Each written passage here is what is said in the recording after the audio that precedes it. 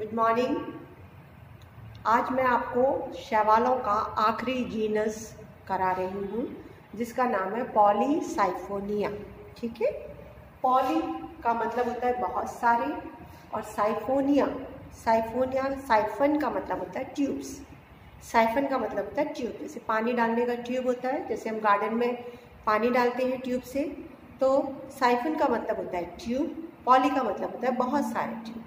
अभी तक आपने जो भी फिलामेंटस शैवाल पढ़े हैं उनमें जो थिकनेस है वो एक कोशिका की ही है।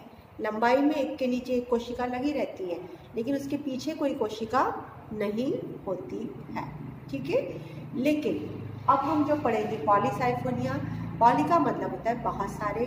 तो जैसे ये तंतु है एक पूरा, इस तंतु में सेंटर में भी एक पूरा ट्यूब है और उसके चारों तरफ भी बहुत सारे 1 2 3 4 5 बहुत सारे ट्यूब्स उसके चारों तरफ भी है। और ट्यूब किसके बने हैं? कोशिकाओं के, एक के नीचे एक कोशिका लगी हुई है। तो इसलिए इस शैवाल को पॉलीसाइफोनिया नाम दिया गया है। क्लास है रोडोफाइसी यानी लाल शैवाल, ऑर्डर है सिरामिएड्स, फैमिली है रोडोमिलेसी। आपको अच्छे तरह दिख रहा है। इसके करीबन 150 प्रजातियां पूरे विश्व में पाई जाती हैं। पॉलीसाइफोनिया स्ट्रिक्टली सी में, समुद्र में पाई जाती है, मैराइन स्पीशीज है। ये प्रजातियां कैसी हैं? मैराइन है, जो केवल समुद्र में खारे पानी में जल में पाई जाती है। फ्रेश वाटर में पॉलीसाइफोनिया नहीं पाया जाता है और इसकी करीबन 150 प्रजातियां हैं। इंडिया में इसकी 16 प्रजातियां पाई जाती हैं। जो भी प्रजातियां हैं जो समुद्र में पाई जाती हैं वो या तो लिथोफिटिक होती हैं या एपिफिटिक होती हैं। लिथोफिटिक का मतलब है ये प्रजातियां किसी चट्टानों पे, पत्थरों पे चिपकी रहती हैं। एपिफिटिक का मतलब है किसी दूसरे बड़े शैवाल पे या दूसरे बड़े समुद्री पादप के ऊपर ये चिपकी हुई रहती है। इंडियन स्पीशीज जो 16 है वो ज़्यादातर कहाँ पे? सदर्न एंड वेस्टर्न घाट पे, जो दक्षिण और पश्चिमी जो घाट है वहाँ पर पाई जाती है, घाट पे और कोस्ट पे। और इसमें जो कुछ मेन जो स्पीशीज हैं जो इंडिया में पाई जाती हैं, पॉलीसाइफोनिया प्लैटिकार्पा, अर्सियोनिटा, वेरिगेटा, 1 2 प्रजातियों के नाम आपको इंडियन याद करने पड़ेंगे। बहुत बड़ा इसका थैलस होता है, लंबा बड़ा दिखता है आंखों से थैलस, और एनुअल या पेरिनियल, 1 वर्षीय या बहुवर्षीय पादप होता है ये। डेंस बुशेस, बहुत घनी इसकी बुश होती है, बारीक होती है, लेकिन वो आंखों से दिखती है और वॉयलेट या रेड कलर की होती है। रोडोफाइसी का मेंबर है। हेट्रोट्राइकस हैबिट है इसकी। हेट्रोट्राइकस का मतलब है इसका जो थैलस है वो नीचे की तरफ तो प्रोस्ट्रेट होता है, लेटा हुआ होता है, और ऊपर की तरफ खड़ा हुआ होता है। जो मैं अभी आपको डायग्राम बनाऊंगी उसमें आपको अच्छे से नजर आएगा। देखिए, जैसा कि मैंने आपको बताया कि इसका हेट्रोट्राइकस हैबिट होती है, ये मैंने आपको ब्लैक बोर्ड पे बनाया है। सिंपल ये डेंस बुश है जो आपको नज़र आएगा। बुश जो कि वॉयलेट से रेड कलर की होती है और ये झाड़ी नुमा है, लेकिन बहुत पतले पतले रेशे होते हैं जो आपको इनकी डिटेल माइक्रोस्कोप में ही नज़र आएंगी। ये प्रोस्टेट सिस्टम है जो नीचे फैला हुआ है, जो किस पे चिपकता है? राइजोइड्स के माध्यम से चट्टानों के ऊपर या किसी दूसरे पादप के ऊपर। और ये इरेक्ट सिस्टम है जो हाईली ब्रांच्ड है, शाखे। अब मैंने आपको इरेक्ट सिस्टम एनलार्ज करके ये बनाया हुआ है। एक शाखा है ये उसकी दूसरी शाखा निकल रही है। ये सिंगल इरेक्ट सिस्टम में ये सिंगल शाखा है। अब आप देखिए, ये एक तंतु है, ये तंतु है, कोशिकाएं एक के नीचे एक लगी हुई है। जैसे ये मेरी उंगली एक तंतु है, अगर इसका मैं एलएस काटूं, इस तरीके से लंबा काटूंगी, तो मैंने बताया था कि पॉलीसाइफोनिया बहुत सारे ट्यूब से मिलकर बना। एक सेंटर साइफन है, सेंटर में एक ट्यूब सेंटर में, और इसके चारों तरफ ये जो मेरी उंगलियां हैं ये दूसरे ट्यूब से। अब इस पूरे को हम अगर बीच में से यूं काट देंगे तो एक बीच का नजर आएगा ट्यूब और 2 उसके साइड के नजर आएंगे, बाकी आगे के और पीछे के आपको नजर नहीं आएंगे। तो ये देखिए, ये सेंटर का ट्यूब है पूरा, जिसको हम सेंट्रल साइफन कहते हैं। और ये जो साइड के, जो दोनों साइड के दिख रहे हैं, इनको हम पेरीसेंट्रल साइफन कहते हैं। आगे के और पीछे के आपको नजर नहीं आएंगे। बहुत सारे ट्यूब सेंट्रल साइफन को चारों तरफ से घेरे, इसलिए इसका नाम है पॉलीसाइफोनिया। ये जो कोशिकाएं हैं सारी, जो सेंटर में कोशिकाएं हैं और इसके चारों तरफ वाले ट्यूब्स की जो कोशिकाएं हैं, सब अपने अगल बगल की सब कोशिकाएं आपस में एक दूसरे से प्लाज्मोडेस्माटा से जुड़ी हुई है।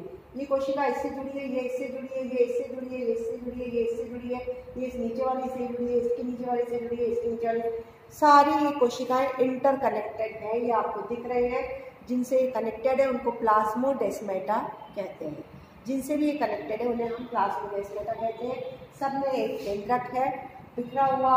आपको ये जगह जगह पे जो मैंने डॉट डॉट दिखाई, क्लोरोप्लास्ट है इसके अंदर, और ये एक शॉर्ट ब्रांच निकल रही है, इसको हम ट्राइकोब्लास्ट कहते हैं। यहाँ पे मैंने प्रोस्टेट सिस्टम दिखाया है, लेटा हुआ जो जमीन पे होता है। ये इसमें से इरेक्ट सिस्टम निकल रहे हैं, यानी इरेक्ट ब्रांचेस निकल रही है। प्रोस्टेट सिस्टम भी इसका पॉलीसाइफनस है, यानी इसमें भी सेंट्रल साइफन और पेरीसेंट्रल साइफन होंगे। और इस प्रोस्टेट सिस्टम से कुछ कोशिकाएं निकलती हैं जो नीचे जाके शाखित हो जाती है, ये राइजोइड्स कहलाती हैं। इनमें ये अटैचमेंट डिस्क बनी हुई है। इन अटैचमेंट डिस्क से ये पत्थर पे, चट्टानों पे और किस पे, दूसरे किसी पादप पे, यानी अगर एपिफाइट होती है तो उस पर ये अपने आप को चिपका लेती हैं। देखिए ये जो शॉर्ट ब्रांचेस हैं, ये स्पाइरल अरेंजमेंट होती है और ये झड़ भी जाती हैं, लेकिन इन शॉर्ट ब्रांचेस में सेक्स ऑर्गन्स इसके ऊपर ही उगते हैं, शॉर्ट ब्रांचेस में। अब एक कोशिका को देखेंगे, सारे आपस में पिट कनेक्शन से जुड़े हुए हैं। डिस्कॉइड क्लोरोप्लास्ट, जिसको हम क्रोमेटोफोर्स कहते हैं, वो इसके अंदर पाए जाते हैं प्रत्येक कोशिका में। और क्रोमेटोफोर्स जो कि क्लोरोप्लास्ट ही है, उसके अंदर कोई पायरिनॉइड नहीं पाया जाता है इस मेंबर के अंदर। इनके साइटोप्लाज्म में जो फूड है वो है फ्लोरिडियन स्टार्च। जो खाना जो ये निर्मित करते हैं वो किस रूप में स्टोर रहता है, फ्लोरिडियन स्टार्च के रूप में। और पिगमेंट्स जो पाए जाते हैं इन क्रोमेटोफोर्स में, क्लोरोफिल ए, R-फाइकोसाइनिन, R-फाइकोएरिथ्रिन, जो कि रेड कलर देती है। तो ये हो गया आउटर स्ट्रक्चर। अब हम पढ़ते हैं इसके रिप्रोडक्शन के बारे में। स्टूडेंट्स, अगर आपको पॉलीसाइफोनिया का रिप्रोडक्शन समझना है तो ये पूरा जीवन चक्र इस तरीके से आपको समझना पड़ेगा। पूरा जो रिप्रोडक्शन दो प्रकार का होता है, एसेक्सुअल अलैंगिक जनन और सेक्सुअल लैंगिक जनन। ये पूरा जीवन चक्र मैंने बताया। पूरे जीवन चक्र में 3 तरीके के पादप बनते हैं इसमें। जो सबसे ज्यादा दिखता है, स्पष्ट है और आप जिससे पूरा जीवन चक्र शुरू होता है उसको बोलते हैं टेट्रास्पोरोफाइट। नॉर्मल स्पोरोफाइट जो होता है उसको यहाँ पे पॉलीसाइफोनिया में टेट्रास्पोरोफाइट कहा जाता है और वो डिप्लॉइड थैलस है। उस टेट्रास्पोरोफाइट से दूसरे प्रकार का थैलस बनता है गैमेटोफाइट, ये हैप्लॉइड है। और ये गैमेटोफाइट सेक्सुअल रिप्रोडक्शन के माध्यम से एक और तीसरे प्रकार का थैलस बनाता है, ये कार्पोस्पोरोफाइट, ये भी डिप्लॉइड होता है। ठीक है, तो ये जीवन चक्र जो टेट्रास्पोरोफाइट से शुरू होता है, ये डिप्लॉइड थैलस है जो द्विगुणित है। इसके अंदर टेट्रास्पोरेंजिया बनेंगे, वो द्विगुणित होंगे। उनमें मियोसिस होगी, अर्धसूत्री विभाजन, जिससे टेट्रास्पोरेंजिया में स्पोर्स बनेंगे एक एक। उसके अंदर 4-4 स्पोर बनेंगे, टेट्रास्पोर, 2+ और 2-। जो 2+ है वो फीमेल गैमेटोफाइट बनाएंगे हैप्लॉइड, और जो 2- है वो मेल गैमेटोफाइट बनाएंगे। तो यानी 2 फीमेल गैमेटोफाइट बने, 2 मेल गैमेटोफाइट बने। ये टेट्रास्पोर से निर्मित हुई। ये दूसरे प्रकार का थैलस बन गया। अब ये हैप्लॉइड थैलस है क्योंकि टेट्रास्पोर हैप्लॉइड था, क्योंकि ये अर्धसूत्री विभाजन के बाद बना था। तो हैप्लॉइड गैमेटोफाइट के ऊपर फिर सेक्स ऑर्गन्स बनते हैं। फीमेल गैमेटोफाइट पे कार्पोगोनिया बनता है जिसके अंदर एग होता है। ये फीमेल गैमेटोफाइट हैप्लॉइड है, कार्पोगोनिया हैप्लॉइड है, एग हैप्लॉइड है। इस तरीके से मेल गैमेटोफाइट हैप्लॉइड है, इस पर स्पर्मेटेंजिया बना, स्पर्मेटेंजिया पे स्पर्मेशिया बना, ये पूरे हैप्लॉइड। एग और स्पर्मेशिया का फ्यूजन होएगा, जाइगोट बन गया, जाइगोट हुआ डिप्लॉइड। डिप्लॉइड जाइगोट के ऊपर कार्पोस्पोरोफाइट बनता है, वो भी डिप्लॉइड हुआ।